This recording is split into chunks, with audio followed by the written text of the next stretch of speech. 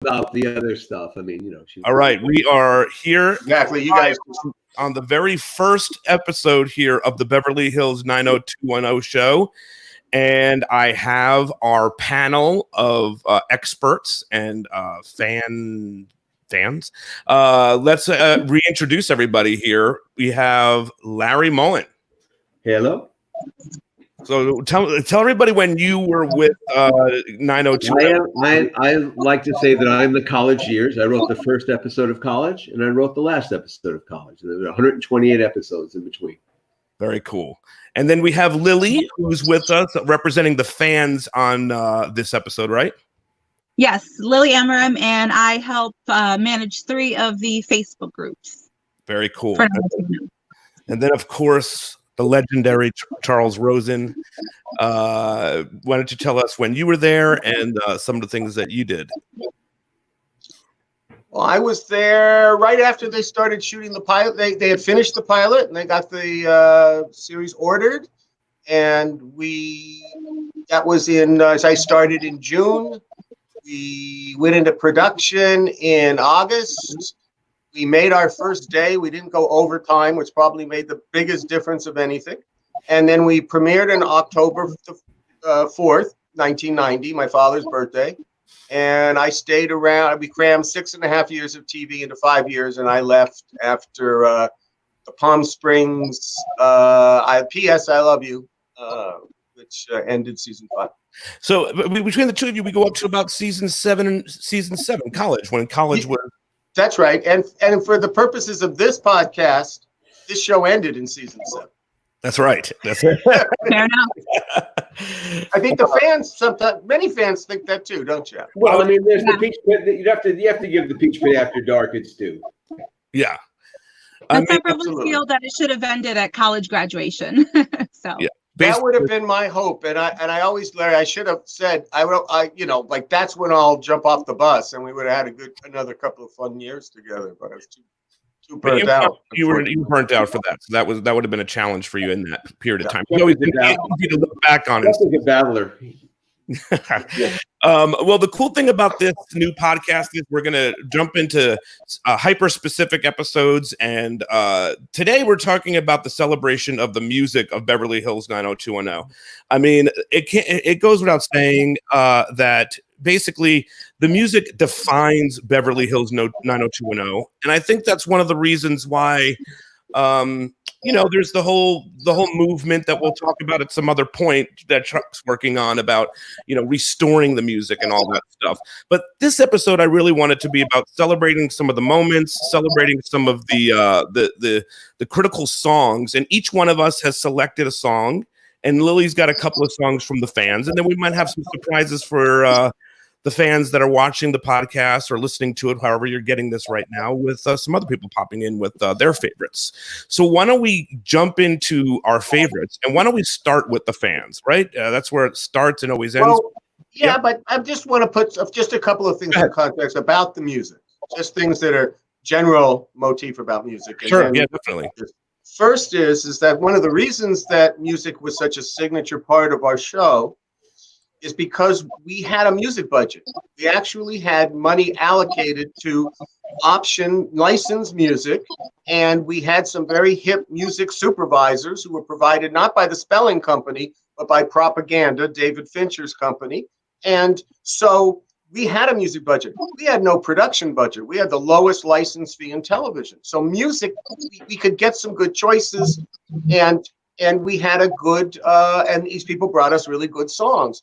And it's kind of defined us. It was very important to Darren Star, who created the show, that the music was hip and defined the generation of high school to be true to high school people.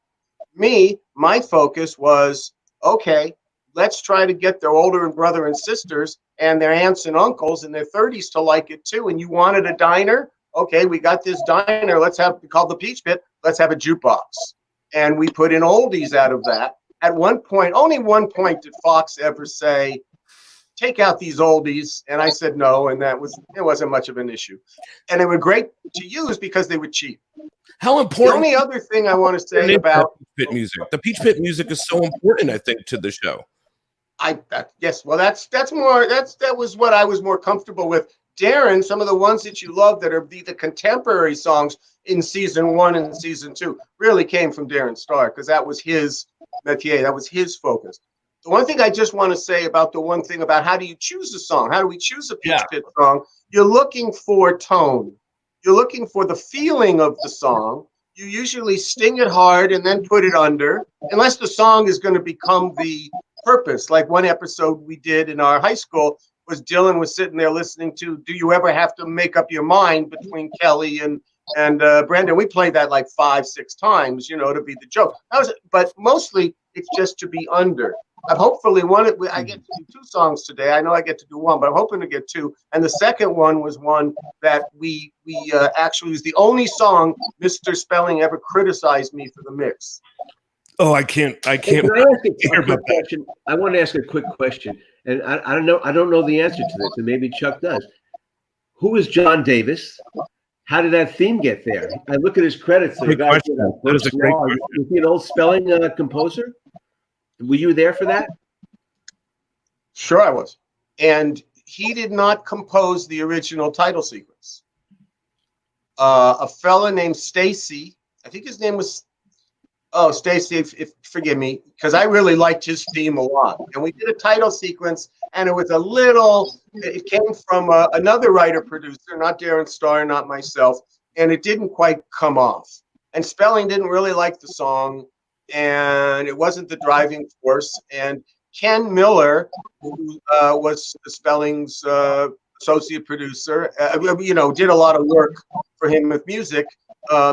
This guy had done probably Dynasty or other things. I don't know. Kenny Miller probably owed him, and Spelling liked it. And I'll never regret the change, even though I really did like the other version. He never worked again. Yeah, well, that's the mistake of the version. That's for another episode. We'll talk about it. What did you learn about pop music being an underscore in something like this? Well, just that you didn't want the lyrics to get in the way. It wasn't necessarily about the lyrics. It was about the mood. And as we got into season 3, certainly the college years, but season 3, because season 3 we put out the soundtrack album.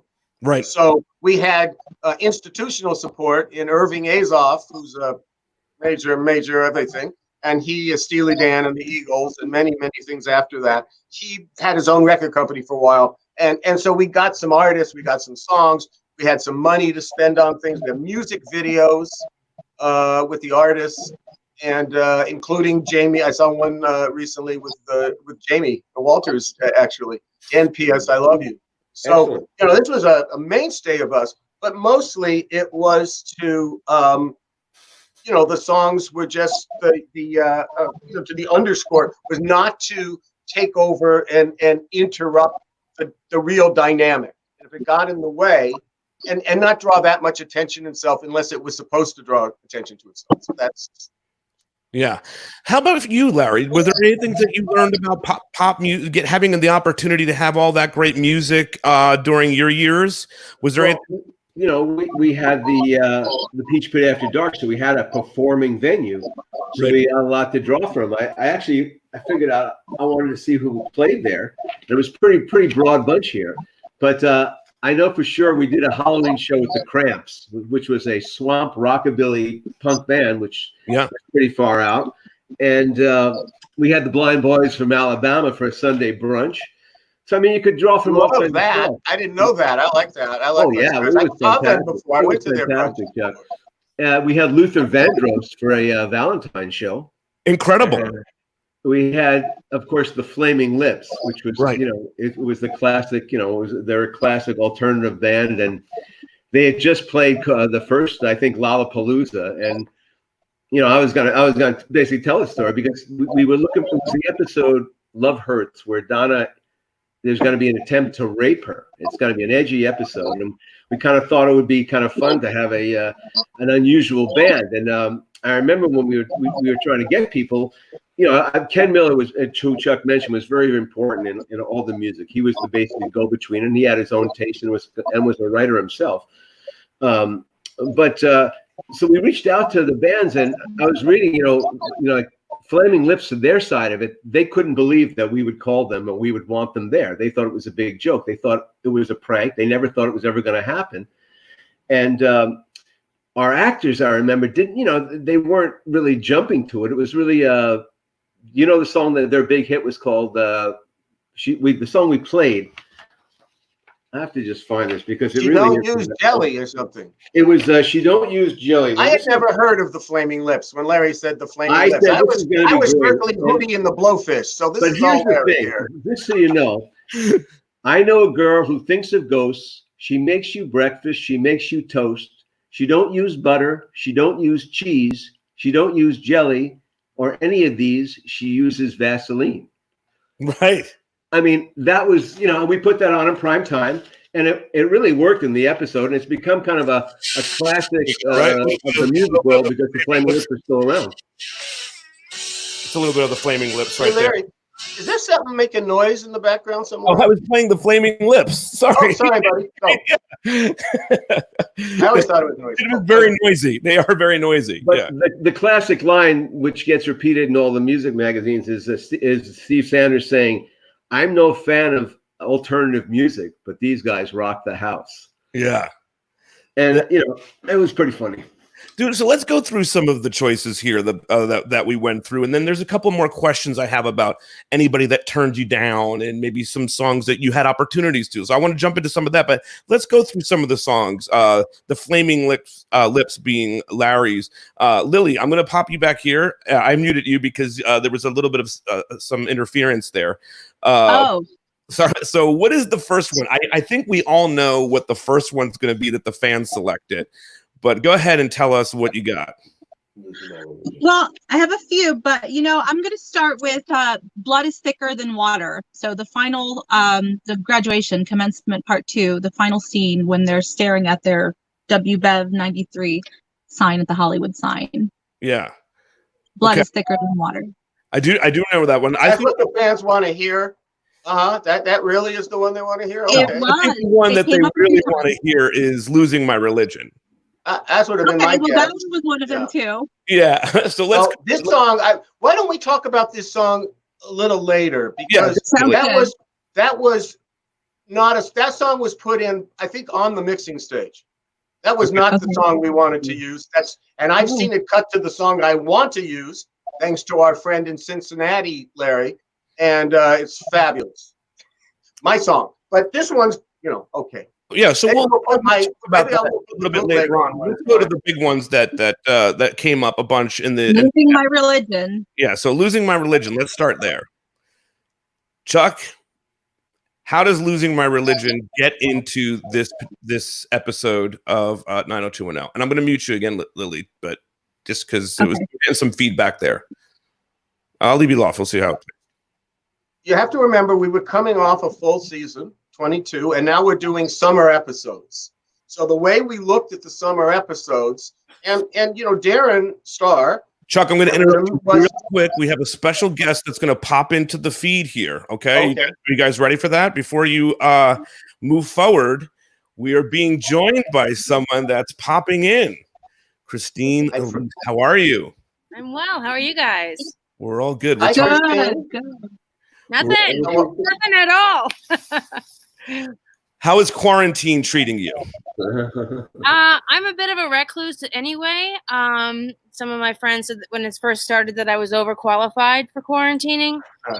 And I think for the most part that's proven to be true. I think that I'm sure we all have waves of like, wow, I can't do it anymore. I feel sad today, but for the most part, I'm okay. That's good. So the topic here is the songs from the celebrating the music of 90210. Are there particular songs that you have a connection to from the seasons? Yeah, of course. First of all, in high school, I was super punk rock, and I was a huge fan of the Cramps. So Chuck let me write the episode called Gypsies, Cramps, and Thieves that the Cramps appeared on, which was a highlight for me. It sort of tied my youth to my current life at the time. So that was really fun for me. That's awesome. And I know that the DVDs don't have the original music on them. Yeah. But I think Chris Isaak, I think Wicked Game was used to great effect. I think either in a Brenda Dillon breakup or a Brenda Dillon reconciliation. I think in season 2. I think it's a reconciliation, right? Yeah. Mm-hmm. The reconciliation, exactly, and really a terrific song. And then there was the song. What song, Christine? Do you remember? I haven't looked at it recently, so I don't know. Do you remember what song was playing when you went up to Lookout Point, first with Brandon and then with Dylan, or the opposite way around? Like there was some song. We played the same song, and it might have been. It was Wicked Game. Yeah, Wicked Game. That's what I thought. We did a 2-play on that. We would get friends of the show, and the friends of our show were Chris Isaak and REM. They allowed us to use their music, whereas many in the beginning, and even throughout the run, there were people. Because the thing about a hit song is that if a group has a hit song, and we were a show that commanded at that point, they knew they were going to get exposure everywhere, but nonetheless, they would still get more money holding out to be licensed for a feature film. And so a lot of the music that was just by super groups weren't really licensing to television, and certainly to a little Fox show in the first 2 years. Christine, when you hear Wicked Game, if it's on your Sirius XM dial, do you think about those moments or the episode? That's I think the only song that I really do. And it might be because it was in a scene for me too, and it was my first episode, and all of that was such a big emotional thing for me, and I'm a huge fan of Chris Isaak too. So yeah, I do actually connect. I see Brenda and Dylan, and I always when I happen upon the show, which happens occasionally, or somebody will post a link, I'm always really impressed at how talented Shannon Doherty is. Shannon Doherty really can say a lot without saying anything. And my favorite work on the whole show is the scenes I did in the first episode with Shannon. She's just so grounded, and I just I really believe she loved Dylan like so intensely, and that's really sweet. And so yeah. All right, before we let you go, Christine, someone popped this one up. Emily Valentine singing Mercedes-Benz by Janis Joplin. What was your thoughts on doing that? I can't sing. I'm a fucking unbelievably, incredibly not talented singer. And she's a great liar. Because I sang that one. They took me to a recording studio and had me record Mercedes-Benz. But I'm talking about when we met you, when you came into Aaron's office. You had your guitar. You played it live. No, I did not have a guitar. I can't play guitar. I can't play. Well, you sang it. We had to hear you sing it before. Yeah, I had to sing Mercedes-Benz. A cappella then, right? A cappella every time. Yeah. And actually, I was so nervous since I'm not a singer. I kept dropping the lines. And when I went to record it, Ken Wagner, right? Was it Ken Wagner that was in the recording with me? Kenny Miller. Kenny Miller is his name. Ken Miller. Who is the showrunner that passed away?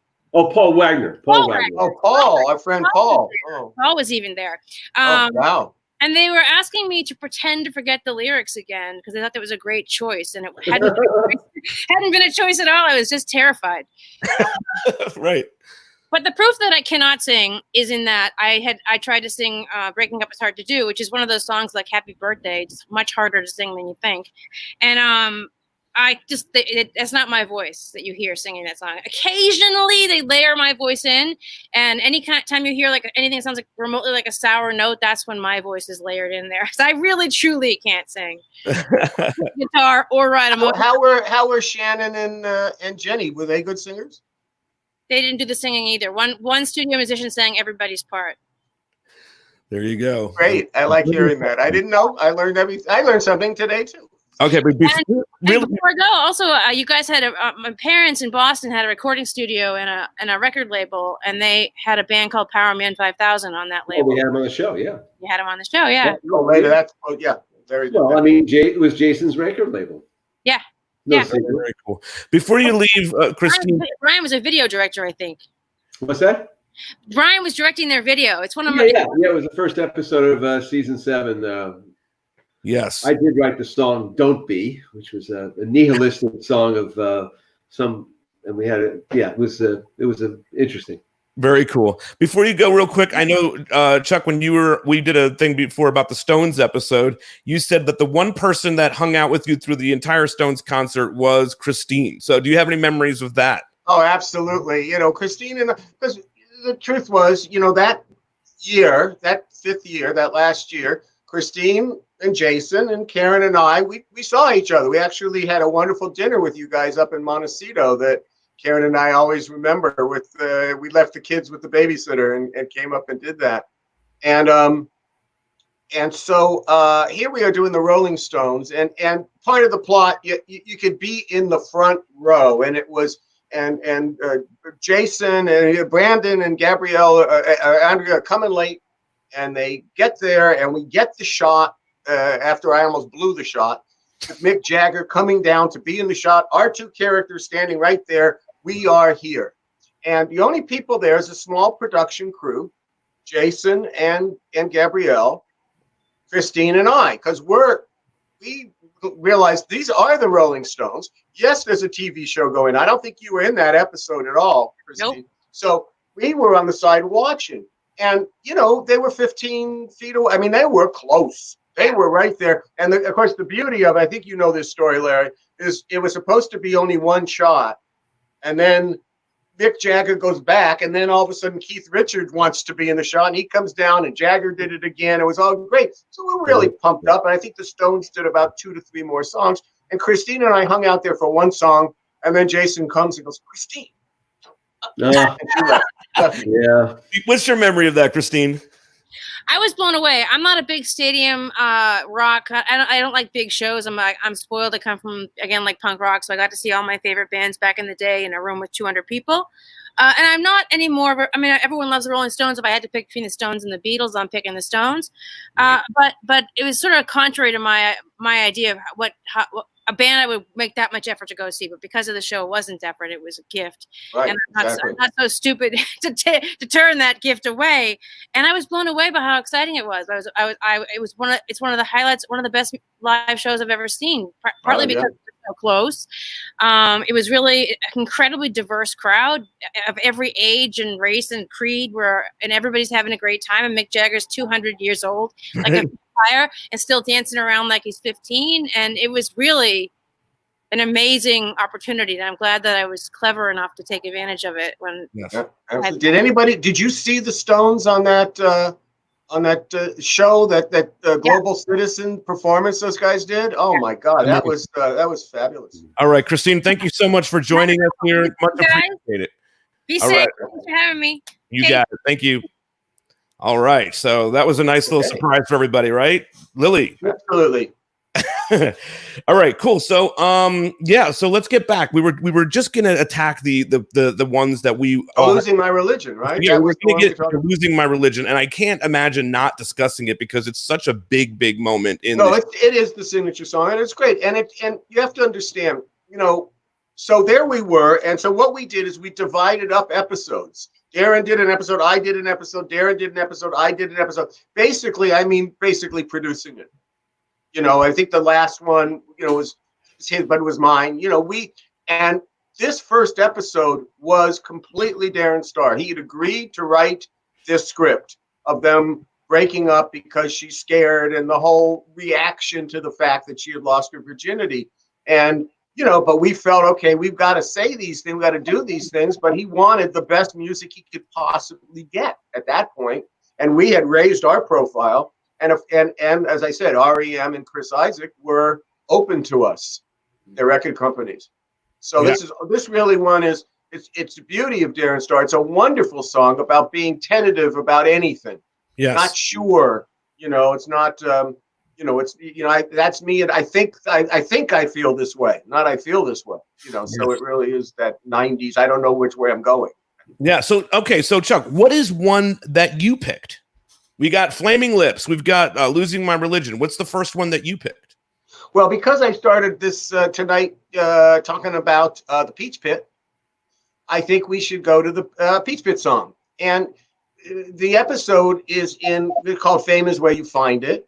And this is the one. This was pitched and put in as Brandon Goes Hollywood, and has this Hollywood fantasy because we have these young Hollywood people, and it seemed right. And my wife was extremely pregnant with my son, and so she was home. We used to collaborate on scripts. We needed one really quick at that point, and the network had asked for, can we cool it with the social drama? They pushed social drama for a lot, and I could do social drama. And I said, can we find some humor here? So there's a lot of backstory, but we put this together. But one thing that I've noticed about 90210 episodes, when I see them again, is, you look to see, well, this was our intention. It was Jason's episode. Nobody remembers Jason's part in it. No. This is Brenda's episode. This is about Laverne. When Brenda shut it out. And we told her about the character. She said, oh, that sounds fun.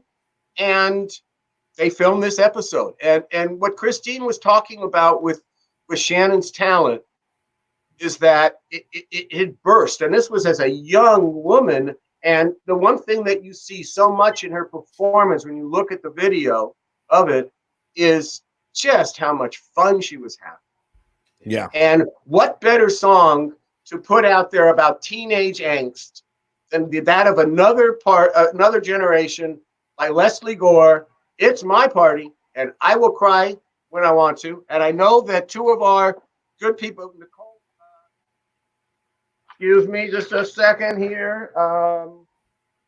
Margot and Nicole, I know, were two people who predicted that this song would be played.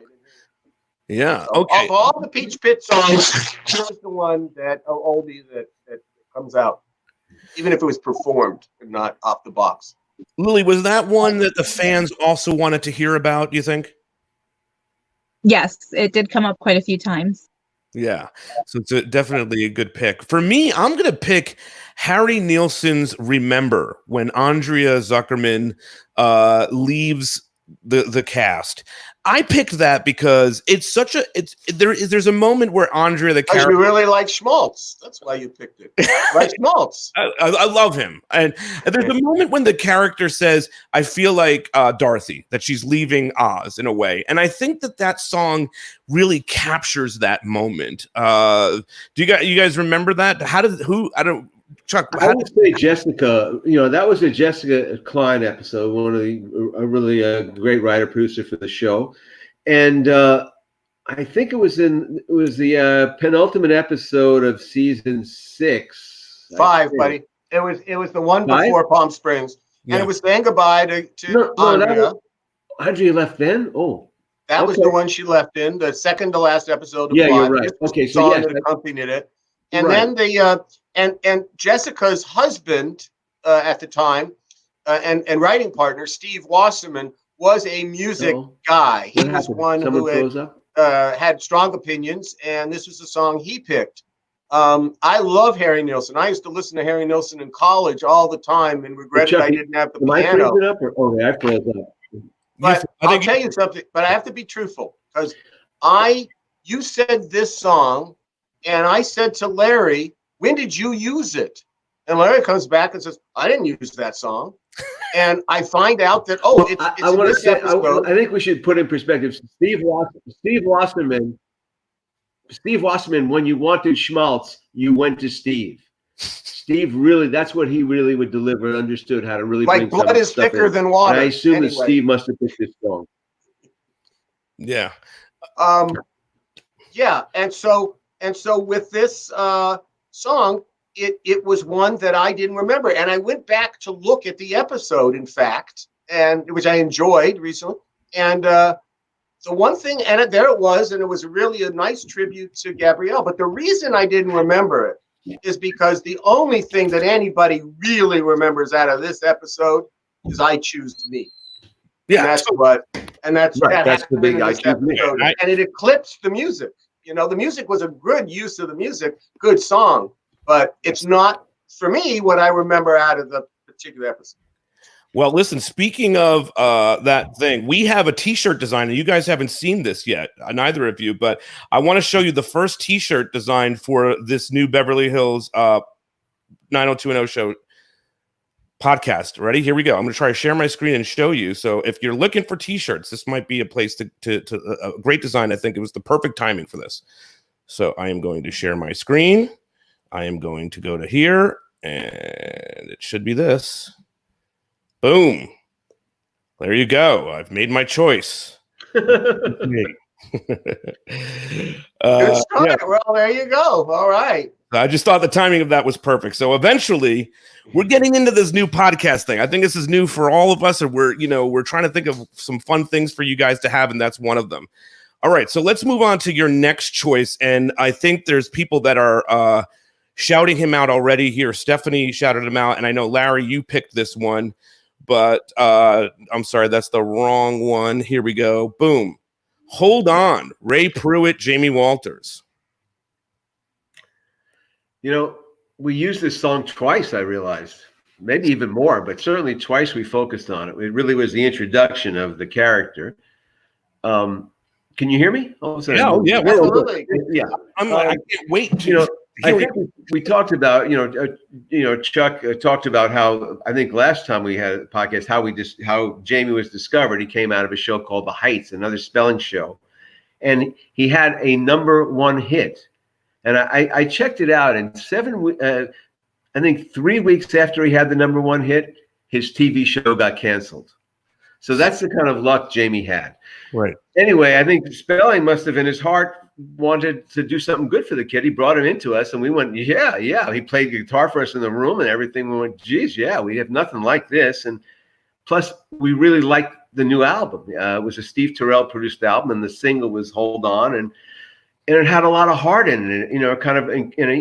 He was able to really sell it. And when we first introduced the blue collar character, it gave him another dimension. So he was a blue collar character, but he had this great talent. And Donna, we could really tell a pretty good story, which she really needed, because she was coming after Brian had broken up with her, and she had watched him in the back of the limo with Ariel Hunter, I think. So this kind of gave Donna a real hot flame, and someone who the rest of the cast could hate. But in the performance of it, we also did a performance of it where he's an usher with Don at the Rolling Stones concert. Right, back to the and while they're setting up, he sneaks on stage and grabs the guitar, doesn't get killed, and sings the song to an empty crowd. And we except an angry, he sings a song to an angry roadie. Yeah, exactly. He does get thrown off the stage by a very authentic-looking roadie. We have another special guest. The roadie is here. And poor Chuck had to handle the call from SAG that complained about my appearance. I don't know if you remember, Chuck, but they were very upset. SAG and I, our good friend, our lifelong friend, Gabriel Carteris, is the president of SAG. But back doing this show, they were all over us. Jesus.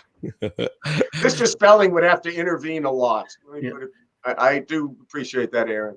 That's very funny. But to wrap it up, I think the song "Hold On" though really became part of their romance and their love story, and for better or worse, that really became the heart of it. And of course, it ended badly, but yeah, the song was great. And the song also reached number 16 in the top 100. And I do think that probably did something for Jamie in that period, obviously, right? I mean, that song was seen by millions of people. Yeah. Every time he either did it acoustic or at the Stones show or wherever it was played quite a bit. It really had potential to launch Jamie into like some sort of superstardom. It did. I think he just turtled after he got fired. I don't think he did anything. Just kind of, went home. Kind of took his guitar and went back to Massachusetts, and then came back out here and became a firefighter. Right, good for him. Chuck, do you have any memories of Hold On at all? No, I would just say it just was really a perfect timing. I mean, we loved writing for him. As I say, I've watched some of the episodes, and I think he was directed, and maybe we were writing him a little too harsh, so he had nowhere to come back with his class enmity. He was really pissed off at these college kids that everybody else really loved, so it was very hard. We created him out there, and it started to be a little, as an acting thing, it just started to be repetitive, but that's as much as a storyline that we could muster at that point. We didn't have, I really like, well, anyway, Hold On is a really good song. I think he brought that edge to it. I think he actually probably brought that edge to it. Probably, exactly. Yeah. I wonder if he was. I couldn't answer this, but I don't know how well he got along with the cast. I don't really know. Yeah, that's an interesting question. I do think that the Ray's character, I think there's definitely guys in high school or college, right, that can understand hating the group, right? So I think he definitely spoke to another portion of the audience that maybe was being not ignored, but just accidentally ignored through the. God knows we had haters. So. All right, Lily, what do you got next? So we have someone asking to talk a little bit about the things to do on a rainy day and Color Me Bad. I feel like we have to talk about Color Me Bad here, and I'll show that question. That's Beth. We need to talk about Color Me Bad and things to do on a rainy day. Epic. Well, there's preview there. So again, this is when we started to get a music profile, and somebody says to me, "There's this wonderful group that wants to do it, and they sing a cappella, and I like that." And we saw them perform, and it was there was no Boys to Men yet. Would I have taken Boys to Men? Maybe, but they were really good and were very sweet. The episode, so we did a number of ones, and the episode itself was shot at our Bellage Hotel, where we went to many times in high school. It's where Dylan lived. It's where we swam in the pool. It was on the roof. We used this a lot, this hotel, and it was the Felice Martin. We had just done all of this, a bit about the condom, and you have to do this, and she's the conservative, and look, marriages are what they are, and she was fooling around. Now the interesting thing, I don't know if you feel this way, Larry, but once we cast Donna's father, that nice guy, like, why was she cheating on him? It was like kind of weird. But at the same time, she never cheated again. She never cheated again, as far as I know. No, it was really, she became a different character. It became a different thing. Yeah. But we used it because also we used infidelity so much with Jackie Taylor, Kelly and David, that we really didn't need her to be that anymore. Right. Yeah. But she's a great character. I think we could delve into a whole Felice thing. So let's save some of that for the future, because she's a very, very good character. Her name is Catherine Cannon. Yeah. Okay. So we did Lily. I'll do mine. So Chuck will save yours next one for the next one. I'm going to say the Lyle Lovett song, Nobody Knows Me. That's definitely Larry period, right? And this is of course the episode in which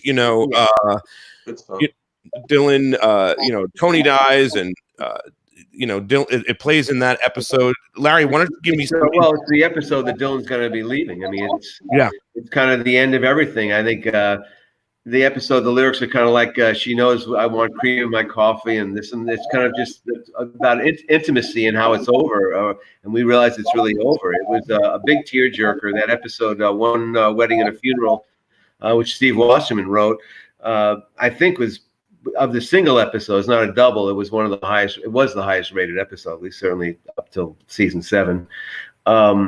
And it just carries the mood. It's you've got Brandon there saying goodbye to Dylan. You got Dylan on a motorcycle with a little cat strapped to a knapsack on his back, and his wife. He's seen his marriage and his wife dying all one day, and it's a fantastic episode. And they really it was beautifully laid out and mixed, and it was perfect. And I realized the original choice for songs was Somebody's Crying by Chris Isaak, which we couldn't get. And then we got. Oh, really? Chris Isaak wouldn't give it to you by that point? Really? Yeah, because I remember now. I always remember it as Somebody's Crying. I had to go back and look at it because that was the song we originally chose. And then this one came in there, and I think again, dear Steve, who's no longer with us, I'm sure picked this out. Yeah, as the backup. Steve really was. That's what when Steve would deliver, it was always the schmaltz. He would go places that we just didn't have in us. I love it. I'm going to just shout out Courtney, who also suggested, Courtney Sheldon here, who's on with us on Facebook, also suggested that Lyle Lovett song as well. Beautiful song. Probably the only song I know by Lyle Lovett, right?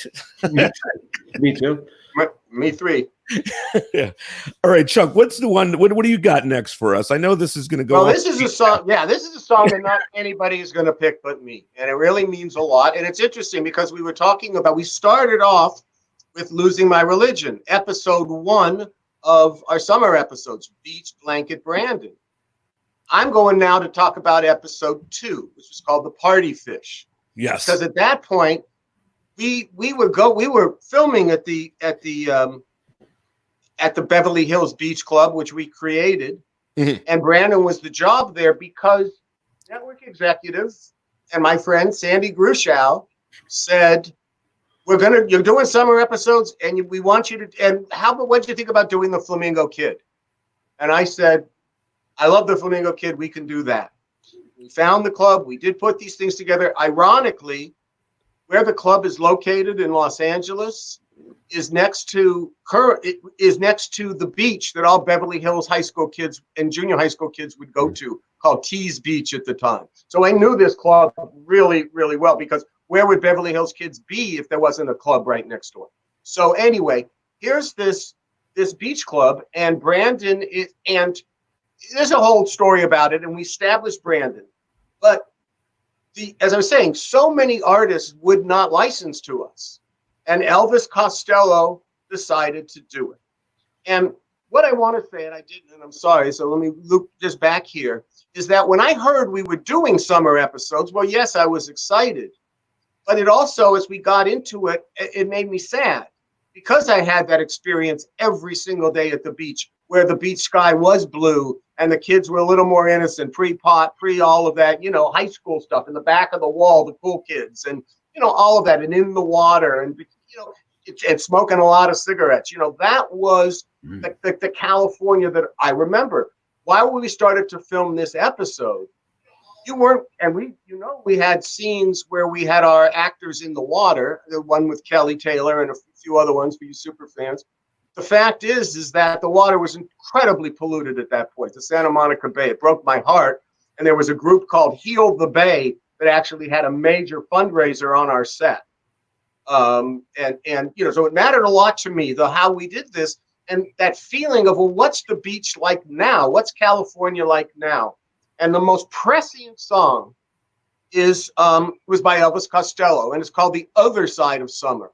Yeah. And it sounds to me like the Beach Boys songs I grew up with, and the harmonies in this. And he's talking about summer, and then all of a sudden, in the second half of the song, he goes into the lyric comes, madman standing at the side of the road, look at my eyes, look at my eyes, look at my eyes, look at my eyes. And the rest of it is all about the down and out in Los Angeles. And he starts putting into his music video the homelessness. And we talked today and are like, oh, these homeless, where do they come from? Oh, they came from them. Yeah. And so it had both the thing. It had that, yes, it's summer, but hey, kids, look around. World is changing. I urge anybody to go to YouTube and check it out. And if you've got a relationship here, tell me what you think. Tell me what you think of the music video, because I love the song. And because we love the song so much, I cranked it up. And Kenny and I wanted to hear it. We heard it loud. We were happy about it. You couldn't hear the dialogue at the beach where they were about the grunions coming in. We did that on purpose. We knew it was too loud. Right. Mr. Spelling didn't like it. We loved it. Now, I'm going to ask you a bunch more questions, and we're going to pop up some of the things that fans are saying. And Lee, I'm sure you've got a couple of things, but I think it goes without saying. That is not that song is no longer in most of the songs that we're talking about right now. They're not in the episodes right now. If you go and try to stream this, it's replaced by bullshit. And that's the nicest way I could say it. I thought we were saving that for another episode. We are going to. But I think there needs to be a point made that we are definitely going to attack that at some point. What happened to the songs? I know everybody that's watching this probably wants to know what happened, but it's important to note here that the songs aren't there anymore. And we will jump into that at some point, I think on Pop TV, some of the songs are there. Yeah. Like but the ones that are there are the ones that are embedded in the track. Yeah, like we did buy for perpetuity. But all the Stone songs are there, like in the opening of the Stones. They were for perpetuity. They were perpetuity. Yeah. All the ones, Christine singing Mercedes Benz was, it's in the track. It's okay. We bought it that way. We'll do that conversation another day. But it is a point to be made, I think. Don't you guys think that, that's an issue? And I don't know. I don't have all the answers about it, so we'll explore it together. Absolutely. That's one of the things that we really want you to do, but we really want everybody on the show to care about the music as much as we do, because I think it's super important. Now, Chuck, I want to ask you, you mentioned before that there were people that turned you down. Were there songs that you wanted through the years? And Larry, you'll probably be able to jump in on this. Were there songs and artists that were like, no, I'm not doing that? There were two that really do come to mind that I really cared about at the time. Three, actually. Let's go. The Dreams of Dylan McKay, when he's in the pool hall and Donna climbs on him. What we have now is Living in the Material World, which I thought was a great backup song. But the song I wanted was the big hit at the time by Counting Crows, Mr. Jones. Mr. Jones, yeah. Yeah. It was a cool song. And I even tried to get it. The writer, Adam Durst, he went to Berkeley, and I went to Berkeley, Cal Berkeley. So I tried that. It just didn't work. He wouldn't. He was flattered that we did it. Somebody who rejected it out of hand, and one I always have a little bit of an edge to, even though she did license it to a musical. My daughter did, that was off Broadway for a number of months. And I'm talking about Melissa Etheridge and the song "I'm the Only One." And the song that was supposed to be playing in the Fire show, the one where the lesbians show up, Sarah Melson and all the other show up at the rave, the song was supposed to be "I'm the Only One," which is the hottest, sexiest, lesbian, we don't say the word then because of this, and it's a great song. And hold on, Chuck. Your mic got a little distorted there. Pick up. Can you hear me now? Yeah, we're good now. It was a great song, and she just didn't want to do it, and I felt badly about that because it was the way we were feeling about. We were not exploiting homosexuality, and even though she was closeted, God, I don't know if she was then. I think she probably was. But look at her video. It was very. You know the video I'm talking about, Larry? Yeah, I do. Yeah, I hadn't really made the connection though, because I don't think she was outed at that point. That's probably why. Yeah. And we were pre-gay and a lot of stuff. Was there another tune? You said there was three. Oh yes, I think there was some Madonna. I don't blame them for. I don't blame them for. And if David from Cincinnati's listening, you'll know what I'm going to be talking about. So. The song that would be perfect to end the high school series of for 90210 would be, in my opinion, was "The End of the Innocents" by Don Henley. And you would have gone into the third verse about Daddy's home and Daddy's doing this and give me one final kiss, and it is tear-jerking. So what you got to do is line it up. I can give you exactly where to start it in the song and then play it sometime and look at that video and it'll blow your mind. Chuck's going to tell us another, we'll give us the time code. Someone out there that's a great editor, do this for us, right? Laid it in. Well, the thing is that it was, as I said, our soundtrack album was done by Irving Azoff, and Irving Azoff managed the Eagles. The Eagles. Yeah. And it turns out Don Passman was the lawyer, Larry. So my daughter-in-law's father and my daughter's father-in-law is the person who said no to us, it turns out. But it was because Henley's a singer-songwriter and he wrote it for a completely different circumstance, and he just kept wanting to own it. But it was the perfect moment, and it was high school was the end of the innocence, and it reflected in the where we went with the college episodes. When Larry came on, we started to become a more adult show, a more transitional show than we were in high school. Yeah, Jessica, it was Melissa Etheridge, in case that cut out for you guys. That's who we were talking about before. Melissa Etheridge. Yeah. What about for you, Larry? Were there songs that you guys requested in your period of time, or even maybe artists that played at the Peach Pit that you guys wanted? By the way, I think it's fascinating that I would never think the Rolling Stones would ever agree to be on this show, and they're not even in this category. You can still watch it. You can check all their old music. Like that seems kind of crazy to me. You know what I mean? Like the biggest band in the world, you could still check out that episode. Anyway, go ahead. Well, I mean, we've discussed before, but I think what happened was Fox was sponsoring their tour, the Voodoo Lounge tour. Got it. So Chuck and I said, "Whoa, this is pretty cool. You think we could pull this off?" And goddamn, it happened. We never thought it would happen. We had like a code name for the show. It was called Rock of Ages, I think. Yeah. The real name was Voodoo You Do So Well or something. But I mean, even up to the end, we kept thinking something bad was going to happen. But what about guests and artists maybe at the Peach Pit After Dark? Were there people in that time period? I mean, sure. We wanted to have Nirvana. We wanted everybody, but we did. I can't remember specifically, but certainly. I'm not going to tell the Spice Girls story. Never mind. Oh, come on, go for it. Yeah. Good. Well, all right, Jason, please forgive me, but we actually had the Spice Girls for the end of college graduation, where Kelly Taylor's father, who was a big venture capitalist, is actually going to end up going to jail. Decides to do a big gesture and throw a big party, and he's going to have the Spice Girls. And the Spice Girls had approached us; they wanted to do the show. I mean, that's when I presented it before the director and producer of the show, who was the director, which was Jason. Jason literally looked at me like I had two heads. Like, it wasn't bad enough we did the Rolling Stones. Now we're doing the Spice Girls. This is it. I'm out of here. I'm not renewing my contract. We're getting the Cardigans. Ooh. When I had to kind of look them up on MTV and kind of watch for a while to see like love fool. Just very light.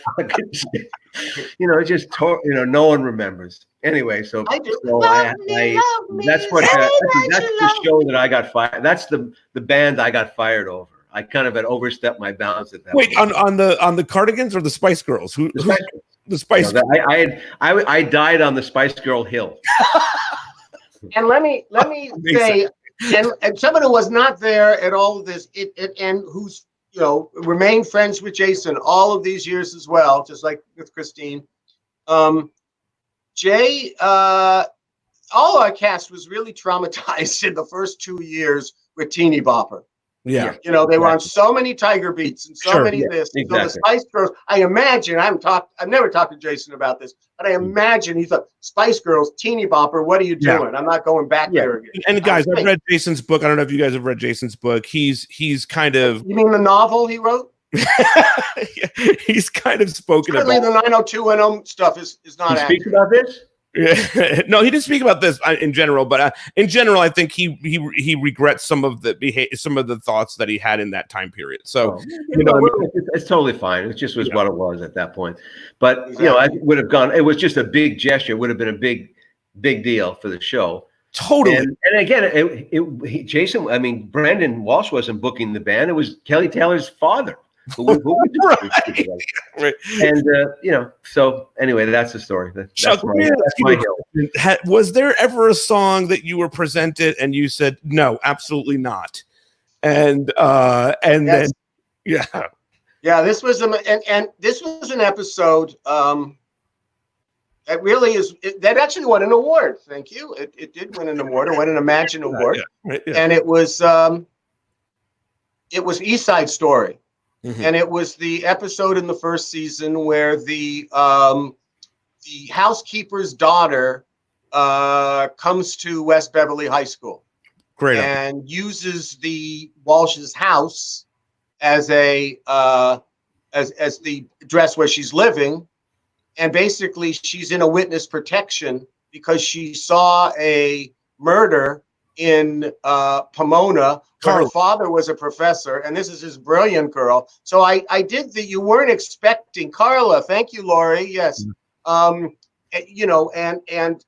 so they were there, and it was kind of romantic and one of my favorites. And there's a whole big story about how that script was written. It's the only script that ever Larry, it's my only script that went into prep without a script.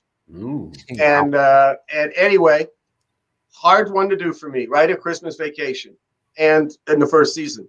But Jason, who was going to dance, and he was going to dance with her. He didn't have the authority yet to say, I'm not dancing. He had danced in some of these early episodes. Definitely. And they were going to go down the line. We had some great dancers in the different thing. And I wanted there to be some romance. So because of that, I picked a song that had a romantic underneath, instead of a song that nobody had ever heard of, which starts this way. I'll actually sing it right now. Okay. Everybody dance now. Boom, boom, boom, boom, boom. Right. So that was the one I should have chosen. Yes. I want to be with the kids, you know. Lily, do you got some more fan thoughts, fan requests? And I've got some here that I can pull up for you guys. I don't know if you guys can see the comments. There's a comments button there that people are asking with, but you can learn that trick at some other point for a future episode. But live comments. All right, here's Todd says, "Hey, I will put the End of the Innocence in for you tonight if you want. Tell me where to start and where to start." There you go. Thank you. You give your email after the show or however you do it. You give your contact information to Peter or Lily, and we'll give you the coordinates. Okay, there we go. Thank you, Todd, for that. Okay, Lily, what do you got? Another iconic song, "Damn, I Wish I Was Your Lover" by Sophie B. Hawkins. Yeah, that was big. Could have easily selected that song to be one of my two. That was the difference. See, we're now in the third season, and it's a song that's starting to get radio play. And we can go to them and say, you know, your song would be perfect for our show. Can we use it here? And they did. And it's just, it's that opening thing, boom, boom, that the organ does. It just really puts you in the mood. And, it really kind of, justified their whole thing together. They were, you could see, they're really a couple here. So I loved the moment, and the song was perfect. What about the prom with Kathy Dennis? That's Brian Matthew Serta, I guess is how you say your name. Well, Kathy Dennis was on our studio album, our soundtrack album, I should say. And, so we used a lot of her music. The one that I responded to was I thought, a really cool dance song called "Why." It was offered. It was on our album, and sometimes you have so many details and so many battles to deal with every day that sometimes, you mean we can do this? Okay, fine, let's go. You don't really. There might have been something better. In fact, one young man I talked 90210 Music with is always saying, "Well, wouldn't you love to use the Beatles? Or I put you with this song here. Wouldn't it have been cool?" And it's like, well, yeah, but I didn't say it doesn't matter. Yeah. It was the music that we had to choose from. Is the music we did. Right. Okay, here's Sarah Page Hall says, "Who chose the rave?" Favorite people, and she knows that. All right, hold up, Larry. Your mic is cutting again, so just take a second and then you can answer this. But who chose the Rave Ups to play at Spring Dance? Sarah Page Hall. Sarah Page Hall. Really good friend of the show and a friend of mine. I appreciate that you're on here. Yeah. The Rave Ups were completely Darren Starr. He was directing. I was his first directing assignment. Darren has developed into a really fine director. That was the first one he did, and it really came out so well. But he needed a band, and he needed a band that played original material, not covers. And he needed them to be a kind of that would be at a prom, the kind of an upscale garage band, as it were. No offense to the Rave Ups. I never met them. I wasn't even on the set while they were shooting any of that. But it worked out, and that's how it came about through Danielle Gelber, who was I remember Darren asking her. She was a former spelling employee who had moved to Fox. Do you know a band like this? Because she was a player too, and she, suggested the Rave Ups. Okay, and Sean Paul asked, I guess it's more for Larry. No Doubt was supposed to play Steve's Party. Gwen Stefani didn't want to. Have you ever heard that? Oh yeah. That is, so the one we got the Goo Goo Dolls for instead. Which is great. Yeah, I think that might have been through that. I think there was we did cast a little bit of a net there for that. That was going to be a big gesture party on the Queen Mary, and Favorite episodes. Yeah, I think that did happen, actually. Now it's starting to come back to me. But we were happy with the Goo Goo Dolls, who were a pretty big band at that time. And I'm sure that episode's been stripped of all the songs. I have no idea. A very short episode. They played about 5 songs, I think.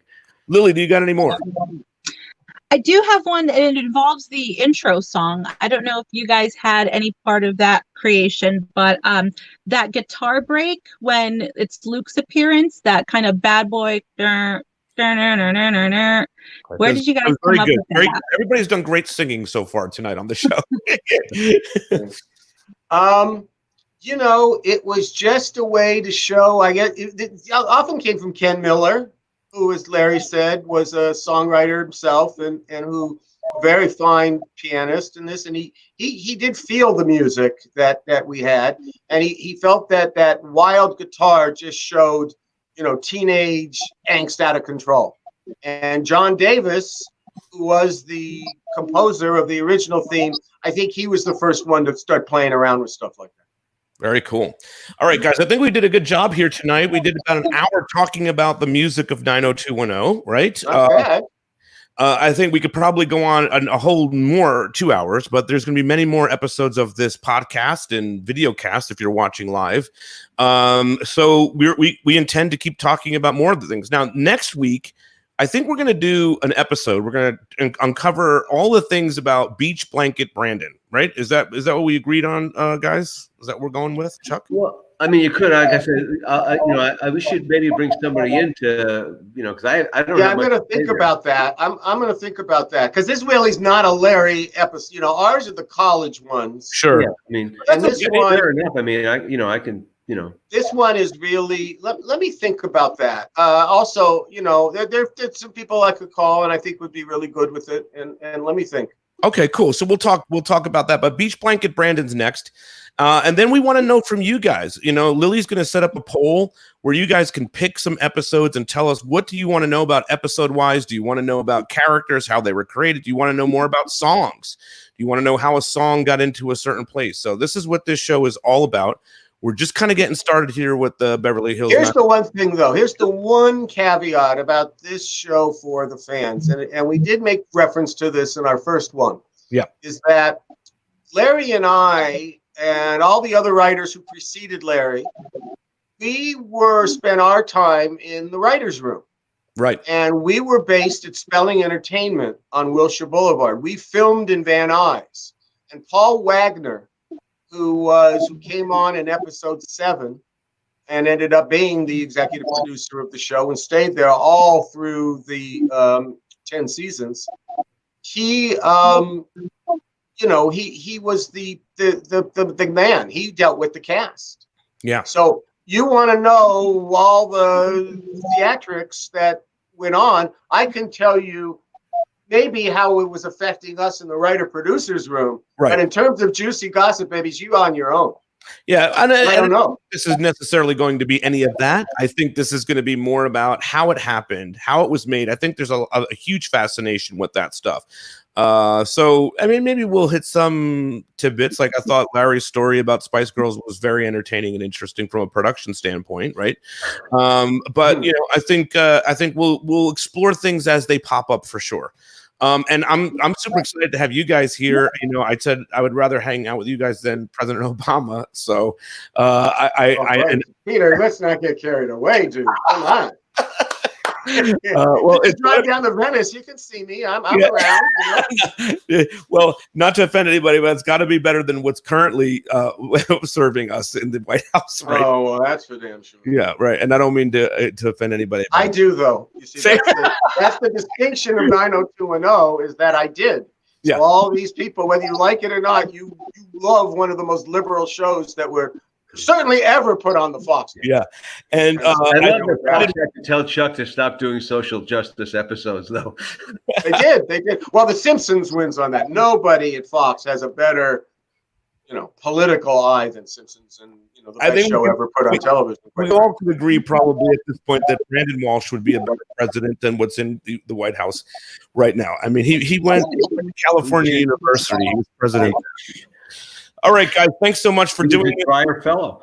Yeah, exactly. And you know that he always did the right thing. So anyway, guys, thank you for joining us tonight. We're going to do a lot more of these, and stay tuned for more updates. Follow the pages at Beverly Hills 90210 Show on Facebook and Instagram.